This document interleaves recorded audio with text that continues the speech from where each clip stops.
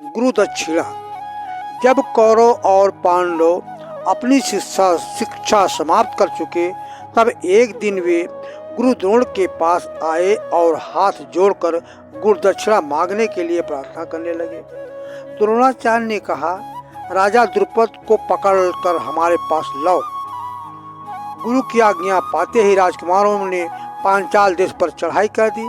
द्रुपद भी दल बल के साथ मैदान में आ डटे। दोनों दलों में घमासान लड़ाई हुई। द्रुपद बड़े बलवान थे।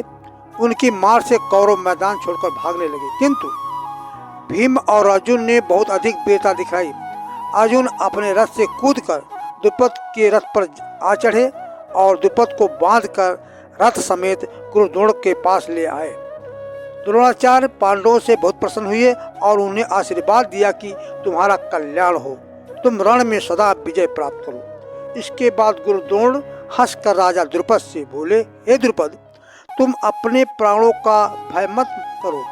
तुमने उस दिन कहा था कि राजा के मित्र राजा ही हो सकते हैं। इस समय तो पांचाल देश के राजा हम हैं। बोलो, मित्रता करोगे या नहीं?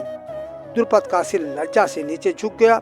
इसके पश्चात आचार्य द्रोण ने कहा, अच्छा, मैं आधा राज तुमको दे देता हूँ और आधे का स्वामी मैं रहूँगा। अब हम और तुम समान होगे, इसलिए अब तुम हमसे मित्रता करो।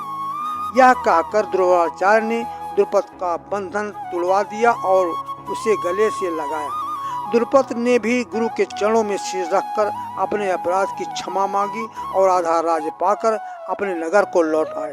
परंतु उनके मन से द्रोण द्वारा अपमानित होने का दुख दूर नहीं हुआ और वे द्रोण से सदा मन ही मन द्वेष रखने लगे।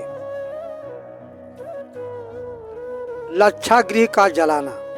सब राजकुमारों में युधिष्ठिर सबसे बड़े थे, इसलिए धृतराष्ट्र ने इनको युवराज बना दिया। युधिष्ठिर धर्मात्मा थे।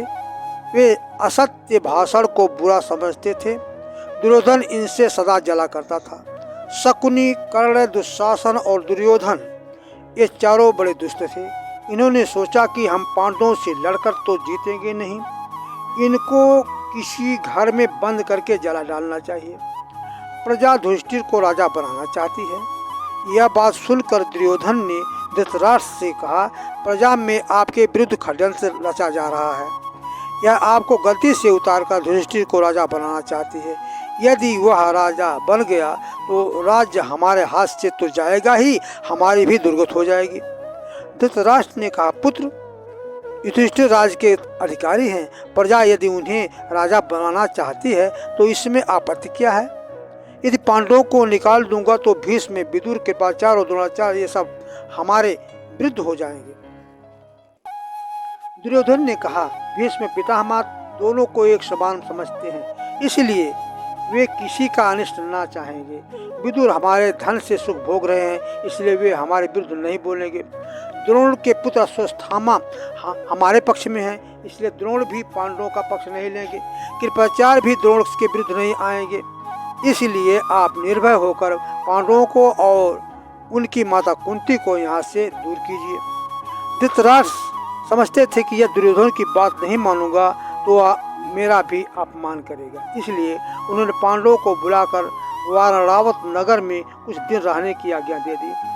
युधिष्ठिर आदि पांचों भाई धृतराष्ट्र को पिता के समान मानते थे, इसलिए वे गुरुओं से आज्ञा लेकर माता के साथ वारणावत को रवाना हो गए।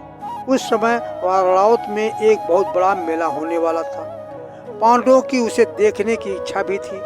दुर्योधन ने पांडवों को धोखा देने का बहुत अच्छा अवसर देखा। उसने पुरोचन नामक एक उत्तम शिल्पकार को पहले ही मेले में भेज दिया और उसे आज्ञा दी कि वह पांडवों के रहने के लिए एक सुंदर महल, लाख और गंधक इत्यादि शीघ्र जलने वाले पदार्थ बना दे। ऐसा करने में उसका अभिप्राय यह था कि पांडवों के यहाँ रहते हुए उस पर आग लगा दी जाए। विदुर जी को दुर्योधन के कपट की बात मालूम थी। उन्होंने गुप्त रीति से युधिष्ठिर को सब हाल समझा दिया और उस महल में एक सुरंग भी बनवा दी जो जंगल में निकलती थी। एक रात में जब पांडव सोए हुए थे तब उस महल में आग लगी।